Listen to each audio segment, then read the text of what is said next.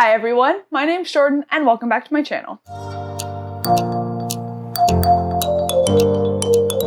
Today I want to do my October wrap-up.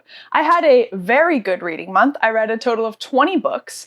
Now keep in mind that is not all full novels. Some are, actually quite a few are mangas, and I also read a few short stories and novellas, so this is not 20 full novels that I've read. So with that, let's get into it. First up, I read Fool's Errand by Robin Hobb. This is the first book in the Tiny Man trilogy. I read this with Alex over on Tall Guy Reads, whose channel I will link down below. This book was phenomenal and heartbreaking. I'm not going to get too far into the plot of this series because it is the third series in the overarching Realm of the Elderlings, but this goes back to following Fitz, and it's a big time jump from the end of the Farseer trilogy, so you kind of get to see what Fitz has been doing in the meantime and how he gets back wrapped up in the politics of Buckkeep. Overall, it was just so much fun to get back with Fitz. I thought that the beginning was definitely a little slower, that it took quite a bit before Fitz even left where he was at the beginning of the book. But I think that was intentional because of how fast-paced the end of the book was, like the last half or so. The first half was definitely slower. It was getting back with Fitz. It's been like 15 years, so it's a lot of like, how is Fitz doing? What has he been doing? So it was definitely a little slower at the beginning, but it's still Robin Hobb, so like you're still invested. And then towards the end, man, it was so fast paced. There was a moment where I had to like turn off my Kindle and just kind of stare at the ceiling for a while because it was sad. And it was just a phenomenal book, possibly my new favorite book in the Realm of the Elderlings so far, which is saying something because I didn't think anything would be able to top Live Ship because I just love those books so much. So, I mean, Robin Hobb, she's just like a master. She's so good at what she does. And this book was phenomenal. 5 stars, needless to say. I loved it. Next up, I read Death Masks by Jim Butcher. This is the 5th book in the Dresden Files. Just kind of a little backstory on my experience with the Dresden Files. I read the first one and really didn't like it. I thought Harry was unlikable, and I'm not really big into like detective stories, which I've talked about quite a lot on this channel. I'm not very big into like the cops and detectives kind of thing. It's nothing like against that type of storytelling. It's just something that I always find boring. Like I just don't care about a like murder mystery, whodunit, cop detective kind of thing.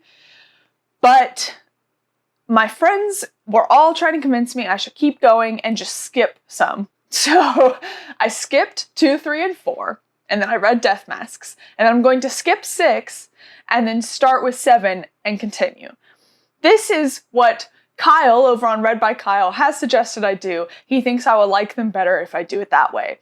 So if I can skip those other ones without really missing much, then that's what I'm doing. So I did. I read Death Masks, and I can definitely tell there were a few plot points that I did miss in the previous books, but there's enough context clues to kind of get me through it, and I was able to understand what was going on. And I will say this one definitely was more enjoyable than the first one. It was definitely less detective-y and more like magician looking for the bad guys. It's still pretty corny, but I think that is just kind of the name of the game when it's like a noir, paranormal fantasy kind of thing. So overall, I gave it 3 stars. Not bad, not amazing. I'm gonna keep trying. If I get to like 10 or 11 and I'm still just kind of like, I may put them aside because at the end of the day, there's a jillion of them. There's so many, and I don't want to spend my time, even though they're shorter, I don't want to spend my time reading a bunch of books that I'm only kind of enjoying. So we will see. I'm going to try 7 next, which I don't remember which one that is, and then if I like 7, I will be continuing on from there in order.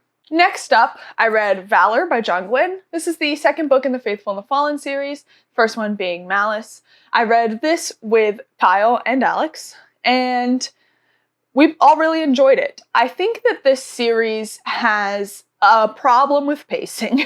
There is so much repetitiveness in this series that makes it kind of difficult to stay engaged all the time. I've heard some people say that it is like such a bingeable, amazing series, and I am not getting that. I'm not saying it's a bad series. I am very much enjoying this. I gave this 4 stars. I think that the endings always come through. There's just so much, like this book was like just constantly a battle. Like it was just like battle after battle after battle after battle. And so much of it was just not really advancing the plot. It was just another battle. And John Gwynne writes battles incredibly well, but there's only so many you can read before you're like, okay, I'm getting burnt out by battles.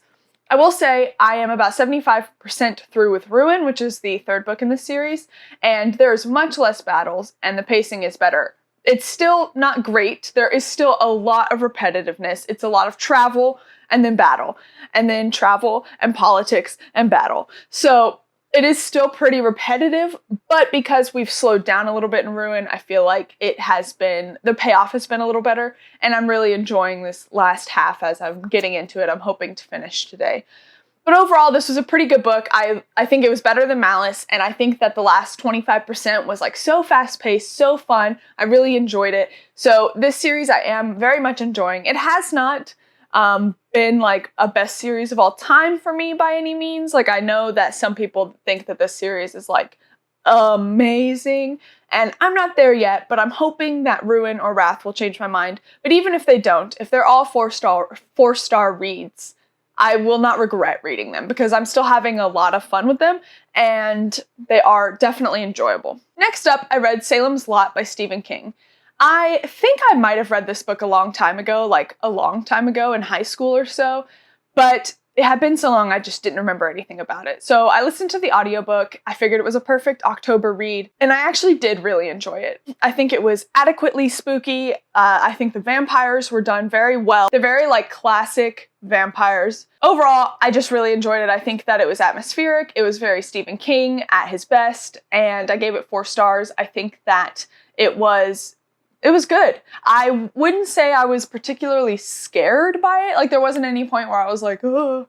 But I think because I listen to audiobooks at work, and there's another scary book I read later that everyone says is really scary that I didn't find scary. And I think it's because when I'm listening to audiobooks, I'm like sitting at my desk at work, and like how scared can you be sitting in a cubicle? Like, I don't know. So overall, good book. Wasn't super scary for me, but I definitely see like why it's a spooky book, and I did really enjoy it. Next up, I have The Spear Cuts Through Water by Simon Jimenez.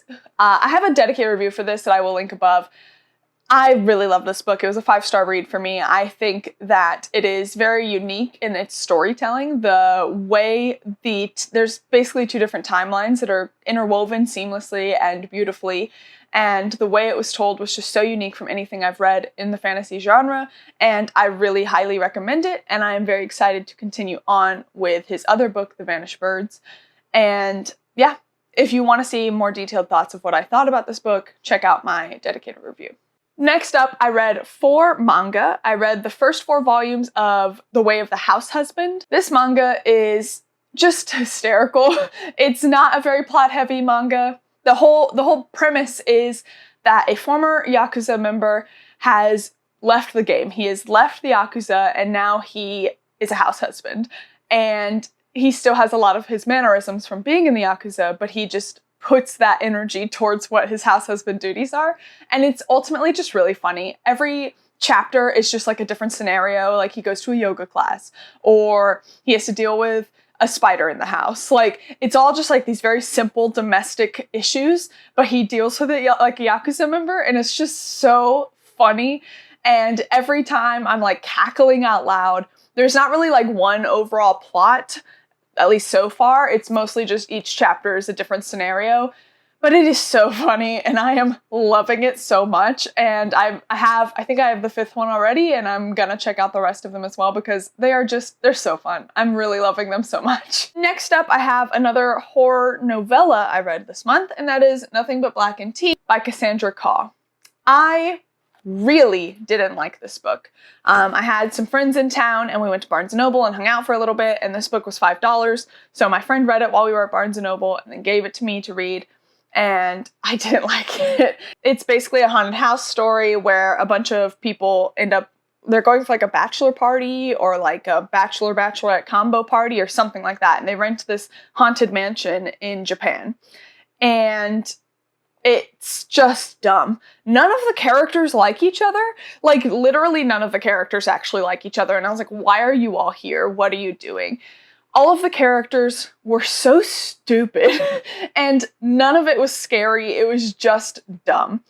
And I think that the cover was really misleading because the cover's dope. So I was really looking for a scary, short book, and instead I got a dumb book full of dumb people that didn't like each other. So it was bad. Next up, I read The Night Eaters, She Eats the Night by Marjorie Liu. This is a horror graphic novel that I really enjoyed. The art style was really unique and interesting. I believe this is a new release.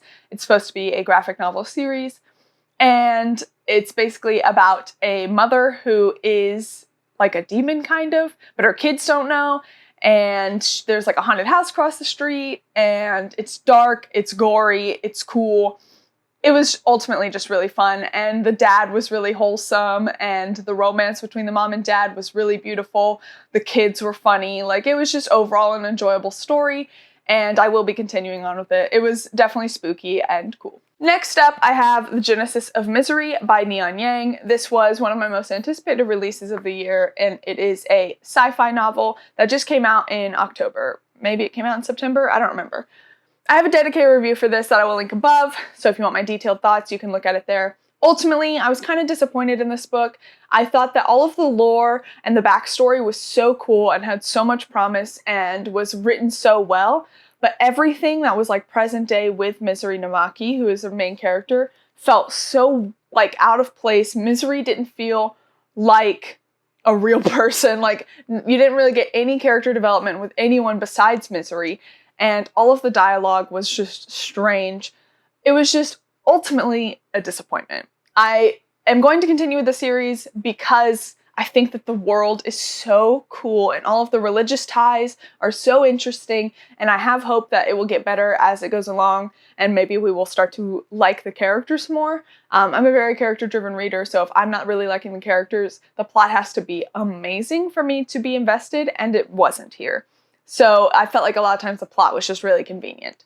So overall, not an awful book, but definitely not what I thought it was going to be. Next up, I read The Emperor's Soul by Brandon Sanderson. This is a novella set in the Cosmere, and I thought it was amazing. It has a similar magic system to the Founders trilogy, which is like Foundry Side and Shorefall and whatever the last one is.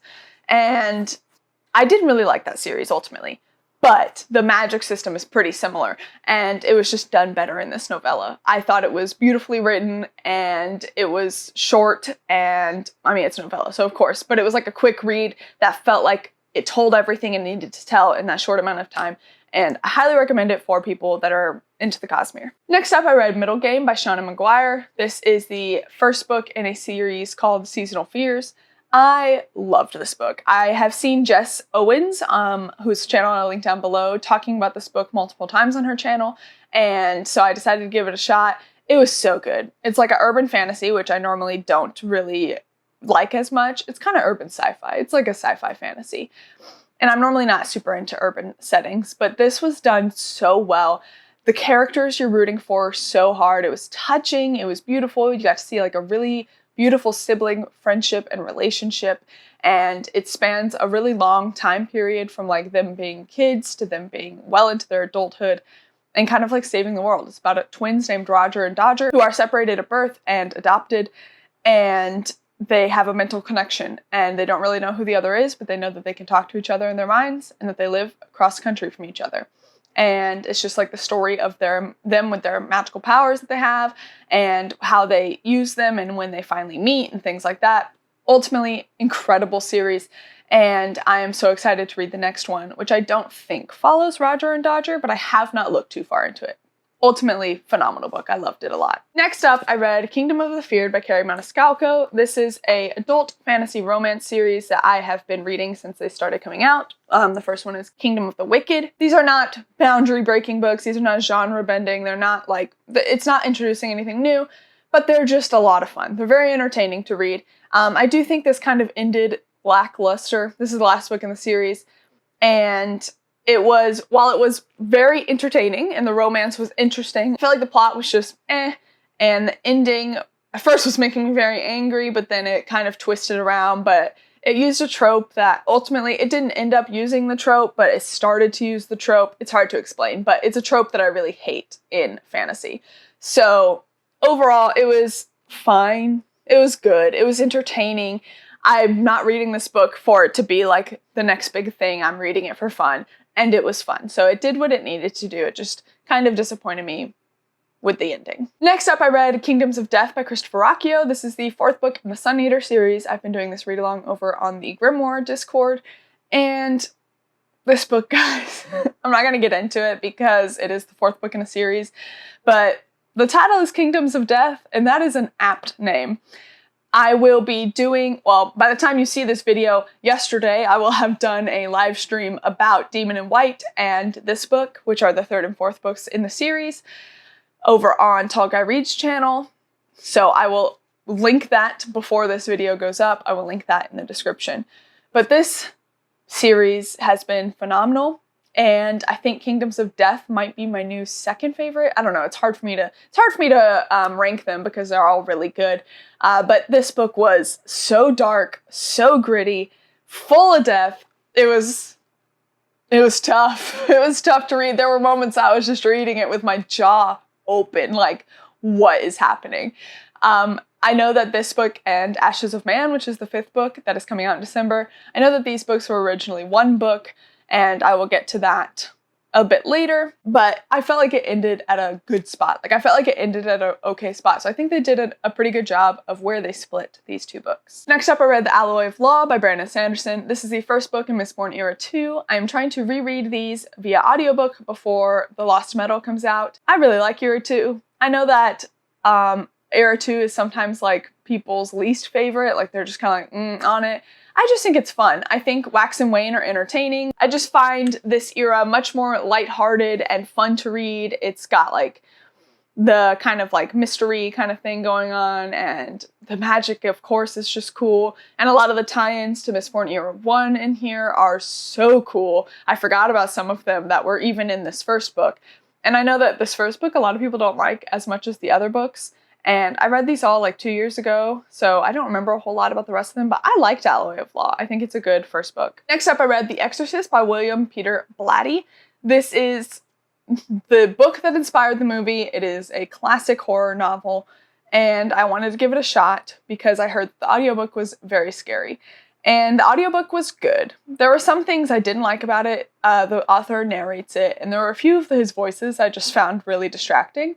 The story was interesting, disturbing, dark. I didn't really find it scary, but again, I listened to this while I was at work, so I think maybe where I'm listening to these books is making them not scary for me. Or maybe I just have a hard time getting scared by books because I'm not a very like visual reader. So, I don't know. Found it very good. I gave it 4 stars, I believe. It was scary enough. It was dark. It was gritty. It was disturbing. But ultimately, it just didn't really scare me. Next, I read This Is How You Lose the Time War by Max Gladstone and Amal El-Matar. This is a sci-fi novella about 2 different women that are fighting on different sides of this war, and basically they can both travel through time to fix different timelines. And so they leave each other letters in these different timelines that the other will find when they venture there. And it's just kind of like a beautiful story about rebellion and love and war, time travel. It was a really cool book. I liked it a lot. It was probably not going on like a favorites list, but I thought the concept was really cool. And I mean, like, a forbidden love across time is like, I mean, that's just cool. It's tragic and cool. So I liked it a lot. Lastly, I read Ashes of Man by Christopher Rocchio, which is the 5th book in the Sun Eater series. This is an arc I have from NetGalley. This is coming out December 6th, and I'm going to have a dedicated review up for it probably right after that, probably like December 8th, I think is that Thursday. So I'm going to post my review for that after it comes out, right after it comes out, so you guys can hear my detailed thoughts on it. And I believe I am also going to be doing a live stream with some of the people that I've been reading this with, either right before its publication date or right after. So overall, this book, it disappointed me in some ways. I think I kind of screwed myself over by reading it right after Kingdoms of Death because I was kind of burnt out on Hadrian. The prose in this book is very beautiful. I mean, in all of these books. But I think my brain was tired after Kingdoms of Death, and jumping right into this, I didn't give myself that proper break I needed. So it took me quite a bit to feel super engaged. The beginning starts out slow, and I felt like it didn't really pick up a lot to where I was like really excited to start picking it up until like 60 or 70% in. By then, it got really good, and by the end, I was bawling my eyes out. So I still think it was a very good book. I think I just kind of screwed myself over. And I also think that part of it might be that when they decided, the publisher told him he needed to split Kingdoms of Death and Ashes of Man, I think that, I don't know if he had to add stuff to kind of make them a little longer, but it just felt like it could have been trimmed down. There were definitely parts that were vital to the story, but it was very slowly paced, and there was the big thing that happens at the end. The big climax was foreshadowed so heavily throughout the book that I felt like we were kind of like hand-fed it. And so when it actually ended up happening, I wasn't that shocked. It was more the reaction to what happened that got me emotional. But when the actual event that happened, I was just like, well, I called it like hundreds of pages ago that this was going to happen because we were foreshadowing it so heavy. And I think it might have been a little more impactful if it hadn't been foreshadowed so hard. Overall, though, still a phenomenal book. I bawled my eyes out, and anytime I bawl my eyes out, that's how you know I'm invested. So this was a very good book. I just think it may not have been as strong as some of the other books in the series, such as Howling Dark, which is my favorite. But still a great book. I gave it 4 stars, and I will give more detailed thoughts after it comes out. And that is all the books I read in October. I know that is a very long list, but you did see many of them were graphic novels, and many of them were novellas. So not a whole lot of full novels. I do not expect my November wrap-up to be nearly as large as this one because I'm reading some chunky books, and I also I'm doing this thing at work that is making it to where I cannot listen to audiobooks while I work, which is how I get the majority of my reading done. And then I'm going to be busy doing Thanksgiving stuff for the week of Thanksgiving. So I expect I will not get to read as much as I normally do this month, which is a big bummer. But I'm still hoping to read a bunch of key quality books. Thank you guys for watching. Please like, comment, and subscribe. Let me know down below what you read in October. Let me know what your favorite book in October was. I think mine was probably Fool's Errand. It was probably Fool's Errand. It's tough. I read a lot of good books this month, but it's probably Fool's Errand. Robin Hobb just has a way. She has a way she gets to me. But overall, great month. So let me know down below your favorite book of the month. If you really like my content, please hit the notification bell to be notified every time I post new videos. As always, your support means the world to me, and until next time, thank you guys.